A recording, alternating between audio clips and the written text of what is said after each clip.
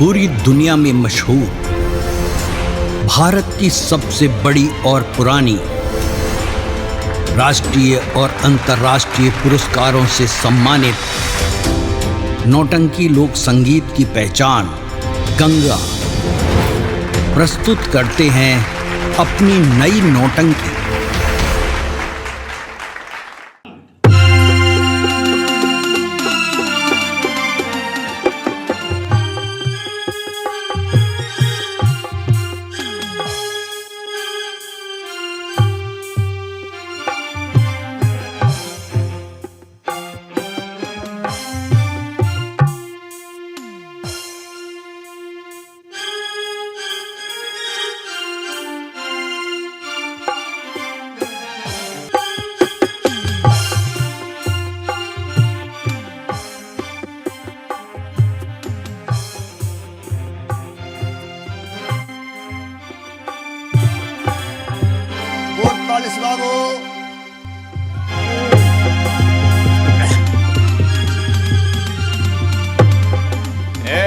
बोले बाबू। Boot polish कर रहे हो तुम? हाँ सरकार। थोड़ा हमें भी कराना है, ले इसे कर। थोड़ा ठीक से कर। चिंता मत करी, जल्दी कर।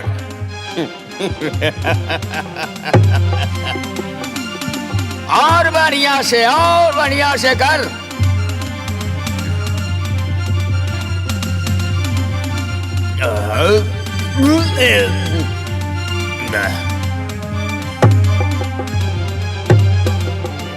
वो हो गया। ऐसे भी करना है। मैंने कहा थोड़ा ठीक से कर। अरे ऐसे कैसे कर रहे हो तुम? जी बाबू। ले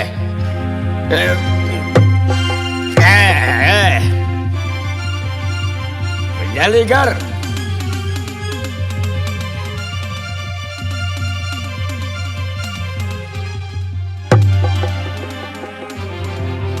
क्या हो गया? हो गया बाबू जी। कितना पैसा हुआ? बोल। पैसा चाहिए ना तुम्हें?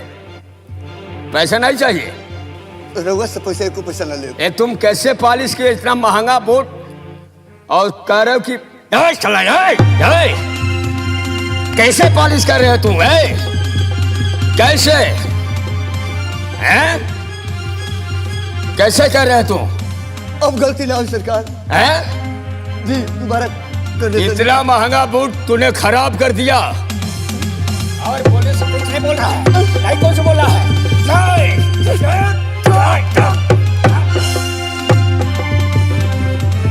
तुम्हें सुनाई नहीं दे रहा है बाबू? अब गलती ना हुई सरकार। छोड़।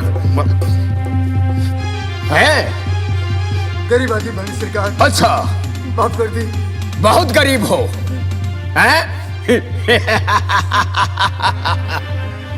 बहुत गरीब हो इसलिए तुम्हें छोड़ दे तुम्हें। मैं तुम्हें बता रहा हूं कि बूट को कैसे पॉलिश किया जाता है। देख कैसे पॉलिश किया जाता है। देख अरे चालू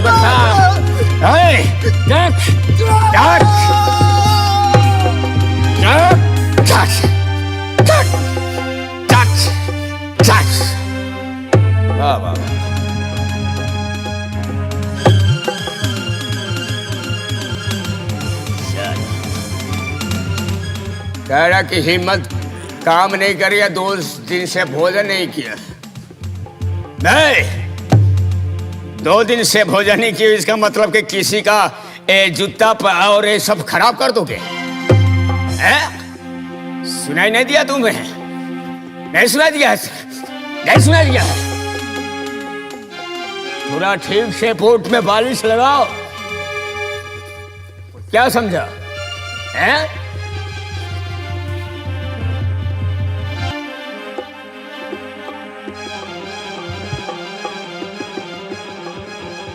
बाबू जी गलती हो गई, माफ कर दिया जाओ।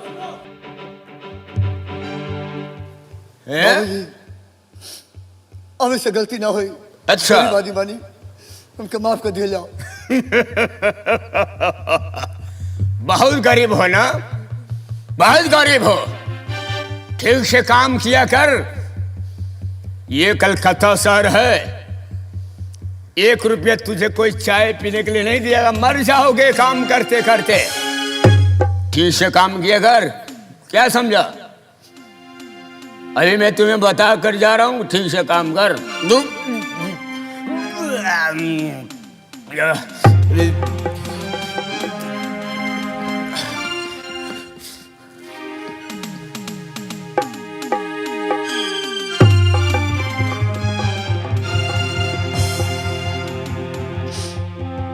कलकत्ता के काली इका देखा तारू, हमार लक्ष्मणवा तो बर्बाद हो गए।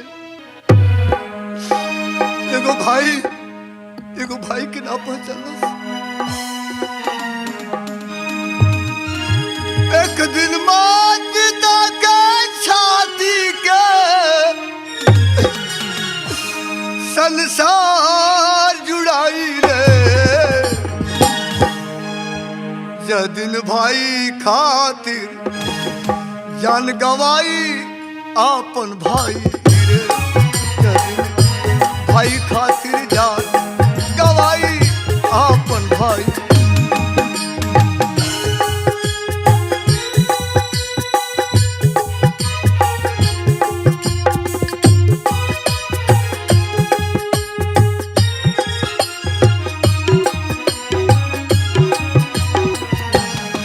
गईले रामचंद्र बनवास दिहले, भाई के रनवास गईले रामचंद्र बनवास दिहले, भाई के रनवास। वन में दर दर ठोकर खैले, बकतन को ना घबराइले। लक्ष्मण के लगो सच्ची बात, रोवे लगल श्री भगवान। कहले जय जोध्या कौन मुँह दहिया देखलाई रे, जदिन भाई खातिर जान गवाई।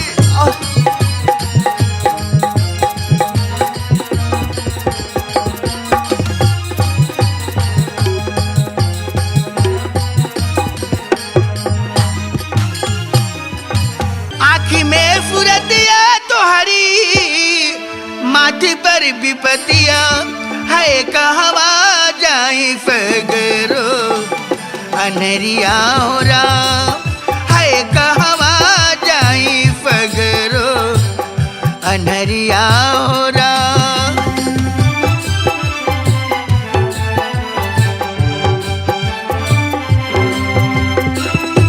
छुटी गई ले नैहर से नैया के न देवा, फूटी गई ले है रे निठुर की सीमतिवा। कहवा बढ़ाई डगवा कहवा हटाई, कहवा बढ़ाई डगवा कहवा हटाई, है कटवा पे बरले बा डगरिया हो रहा, है कटवा पे बरले बा।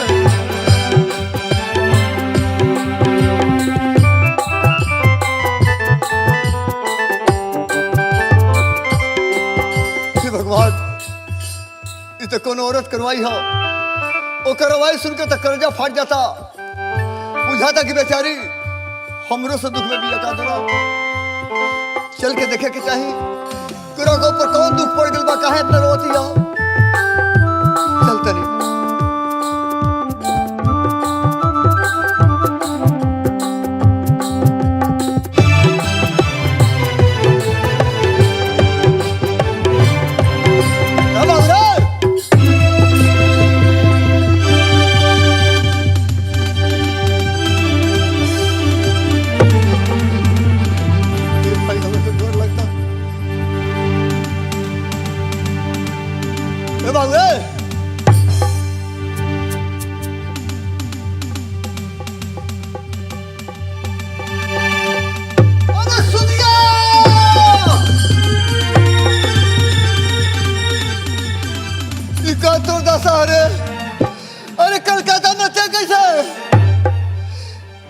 तो रहा ले रे ई का देखता नहीं हो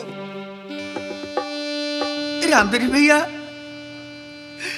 जब कपिल में ब्याह कट गए वो दिले में घर से भाग गए ने अपने दिल में सोच लेने ये कपिल में ब्याह ना हुए तो फुगिया कहीं ने ब्याह करी।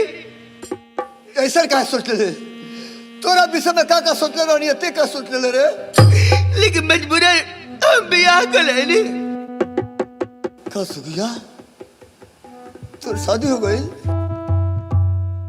तब ते हालत बड़े कुछ छुपा तरीका हमरा से क्योंकि विधवा हो गई ना।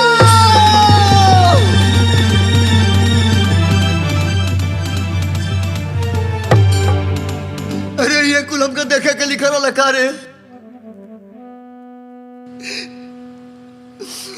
तोरा ऊपर तो पहाड़ टूट के गिर पड़ल रे भगवान।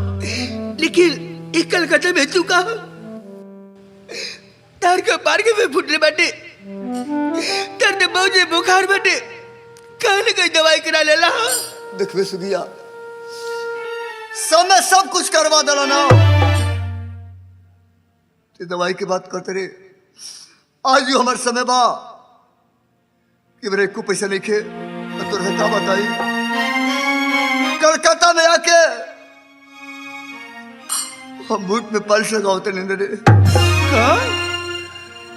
कलकत्ता में इस जूता में पालिश लगा तो बा अब भौजी कहाँ बड़े अब पुलवा के नीचे में रही ले जा कल तेरी भौजी के लिए आईला तेरी भौजी के दिखले रहते पातर लो कि भगवान तोरा सब मिले है तो ऐसे मोड़ पर मत रो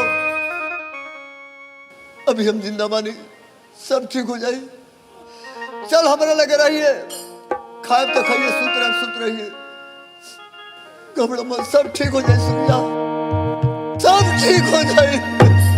दिल के अरमा आंसुओं में बह गए दिल के अरमा आंसुओं में बह गए हम वफा करके भी तन्हा रह गए दिल के अरमा आंसुओं में बह गए।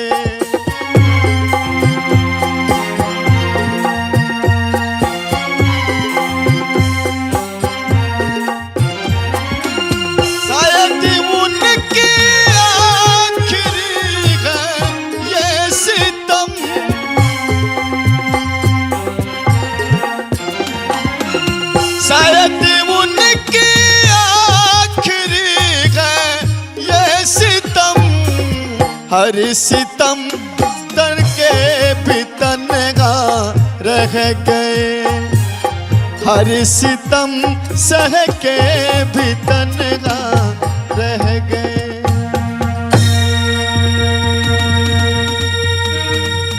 तारे ना तारी करम गति तारे नहीं तरी हो करम गति तारे नहीं तेरी करम गति तारे नहीं तरी करम गति तारे नहीं।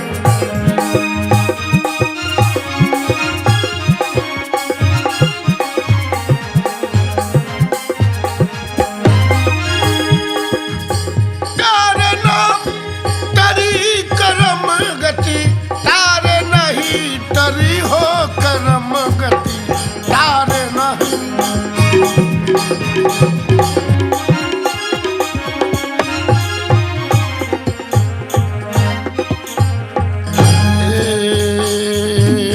मुनि वशिष्ठ यस पंडित ज्ञानी शोधि के लगन धरी पंडित वशिष्ठ असुर ज्ञानी शोधि के लगन धरी सीताहरण मरण दशरथ के वन में विपत्ति परी करम गति तार नहीं।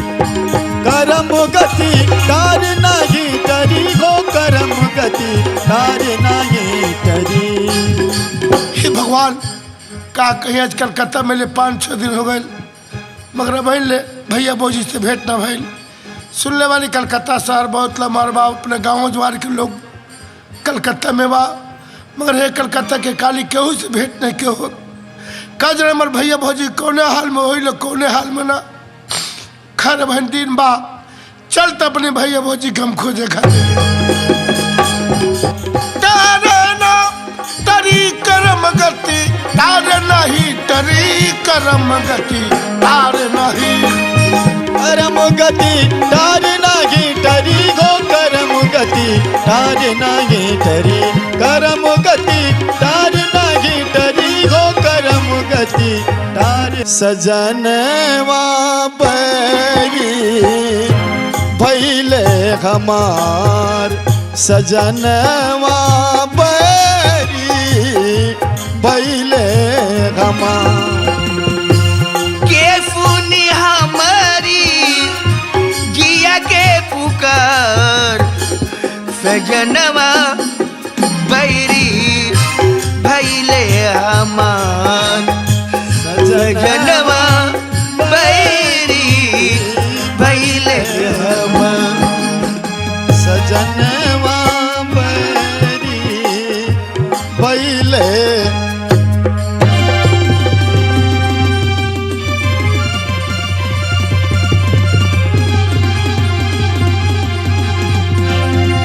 सुगिया हे भगवान अरे सुगिया तेज कैसे रहा सुगिया कहाँ के फुगिया कैसे फुगिया मर गए फुगिया कपिल मर गए फुगिया फुगिया तुम्हारे के अमानत हो गई भैया। देख सुगिया हमके माफ कर दे सुगिया, हमसे बहुत भारी गलती हो गई सुगिया। हम बचपन में अपने बाबूजी से बर्मा में रही, बाबूजी अपने मित्र के लड़की के साथ छोटे पर हमारे शादी कर देने वहाँ के हाट के मर्जन घरे आई नहीं, वहाँ के स्वर्गवास हो गए।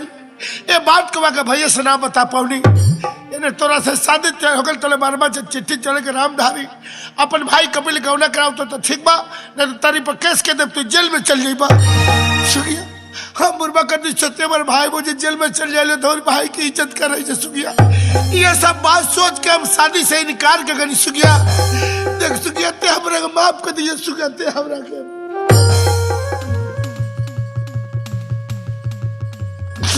मगर सुगिया आज तुझसे को हम बात बताते देख हमारे भाई मुझे छोड़ के हमरा के जन्मा की कलकत्ता चले आइल। सुन ले बानी हमारे भाई बाजी कलकत्ता में चले आइल बड़ी खोजाई करनी सुगिया कहीं भैया सब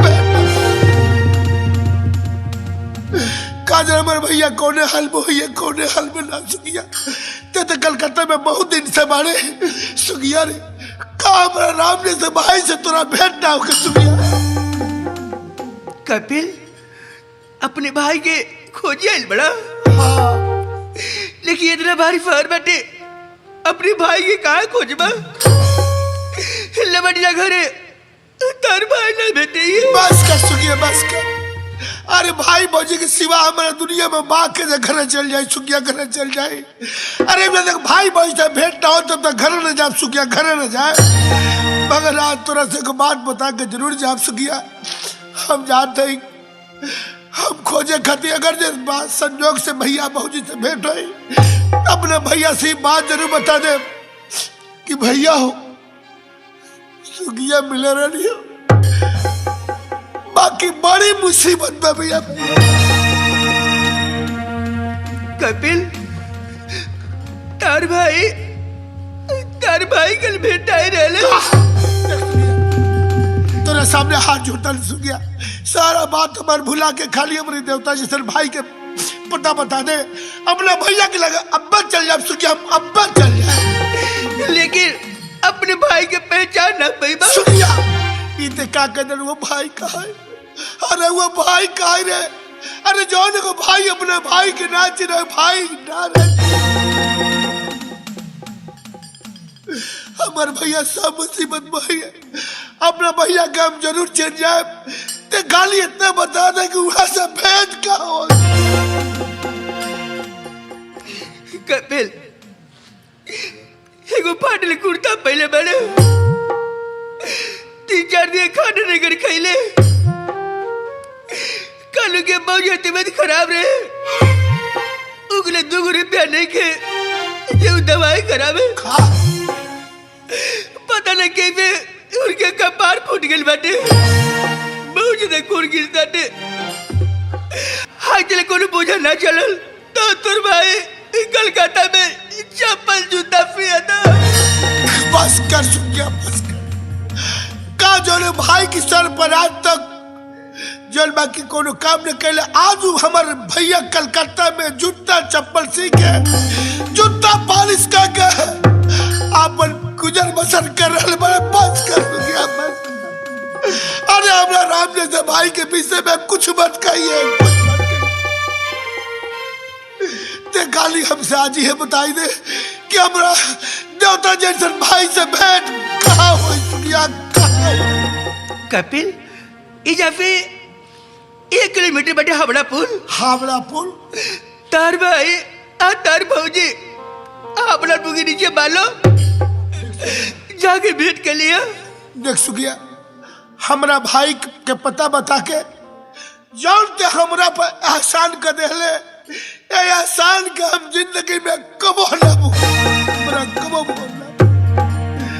ठीक बात सुखिया जाता नहीं मगर एगो बात हम अपने भैया से बताई दे कि भैया हो सुखिया मिल रहा लिया मगर बड़ी मुसीबत में भी है भैया कपिल आप तुम्हें दिल में फुजले नहीं हो कि जब ले जिया तले तुर चेहरा ना देखो लेकिन चेहरा दिखा दिया लेना तो मैं एक बात पूछा ये बतावा फुगिया कौन गलती कर दिया फुगिया में कौन गलती हो गई कि तो भर तू फजा दे दिया ला अरे जब तेरा ये करक रहे तो काहे के फुगिया दिल लगौले काहे के फुगिया में प्यार कैले हमार दूध से बिया में रहे दुकान में बनाते रहे लेकिन फुगिया के कोनो करा कैला अरे गानो करो का कही माई बहनी का कही है ये फुगिया जवानी में विधवा हो गई कपिल फुगिया के कुछ ना चाहिए कुछ ना तार चेहरा दिख रहे ने हमरा संतोष हो गए अरे फुगिया तो सब कुछ बर्बाद हो गए कपिल फुगिया एगो ये फिर बादों में गए बना के क्यों बिगाड़ा रे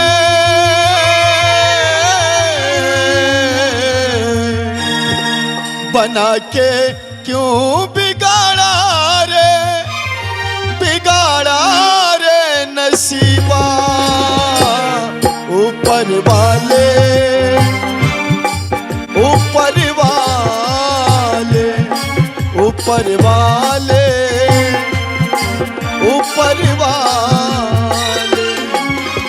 बना के क्यों बिगाड़ा रे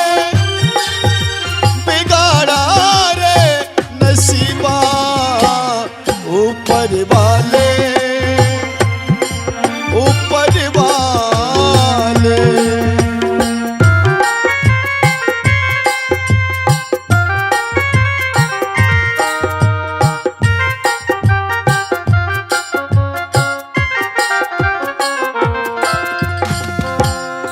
तुझको मंजूर नहीं था फूल खिले उसे प्यार के फिर क्यों तूने इन आँखों को सपने दिखाए बगार के आस बंधा के ख्वाब सजा के उजाड़ा रे नसीबा ऊपर वाले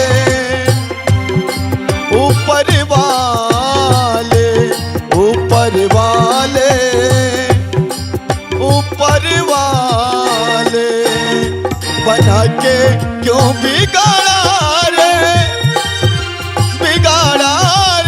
नसीबा ऊपर वाले